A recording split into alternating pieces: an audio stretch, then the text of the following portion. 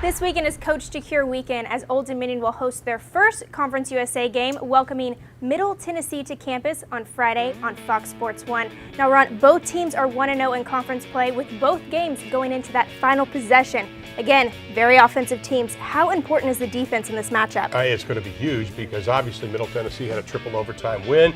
You have ODU coming back to beat Rice. Their defense did a nice job in that game. But here's the key to that ball game. Foreman Field, the home for ODU. Talk about a home field advantage. They're going for yet another sellout. I think they've sold out just about every game they've ever had there. It's a tough place to play, but I think if you're ODU right now, you've got to get over that emotion of winning the Rice game on the last second.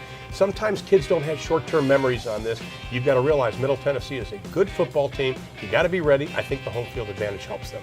UAB hosts FIU on Saturday for a game on ASN. The UAB offense has been running the ball well under Bill Clark. Offensively, different guys have been stepping it up so far this season, which poses the question, is it enough to stop the FIU defense who's leading the league? Well, they are leading the league in total defense, and you think about the fact that they've also faced two ACC opponents. That's a very impressive step. But Bill Clark has done a great job. You know, X's and O's, okay, awesome job. But to me, he's changed the attitude at UAB. This is kind of a good plateau game for him. This is where we're going to see how good UAB actually is. But Bill has elevated that program, has one of the biggest improvements in Conference USA this year. That's going to be a fun game to watch. Good offense against good defense. UTSA travels to Florida Atlantic this weekend for a Saturday game on the CUSA Digital Network. A well-rested UTSA will gain their quarterback back after losing against OSU, while FAU is coming off a long road trip and a heartbreaking loss to Wyoming. Ron, what do you see as the keys to come off with a win in this game? Well, I think the trip to Wyoming we talked about on last week's show, that's a tough trip because you got to go to altitude and all that. But the last home game for them, they had over 500 yards total offense. That is a tall order for that UTSA defense.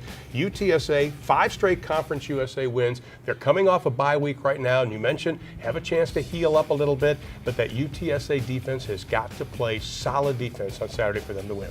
Well, this will be the first time UTSA travels to FAU for their first matchup in Conference USA.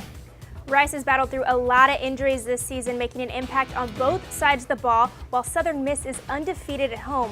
Ron, can the Golden Eagles continue their undefeated streak? Well, you win 2 straight home games. You got a little confidence, especially on your home field. But I think for Rice, you got to play with a sense of urgency.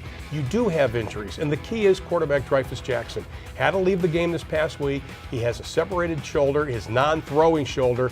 You know, you got that adrenaline flowing on Saturday, but how did he feel on Sunday, Monday, Tuesday, getting ready for the game? That's huge, but if you're Rice, you have to play hungry in this football game. If not, they can have a terrible start to the season.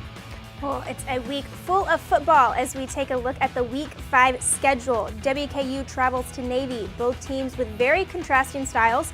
WKU is number 2 ranked in the passing game in the FBS, while Navy is number 4 in rushing. Ron, completely different styles going against each other. I tell you, for Western Kentucky, though, it's going against that Navy rush attack because you don't see that ever. Nobody runs that kind of rush. My other game I'd keep an eye on is UTEP and Kansas State. Now, you're going to Kansas State. UTEP's had a week off. I'm anxious to see the next step that Coach Kugler's squad has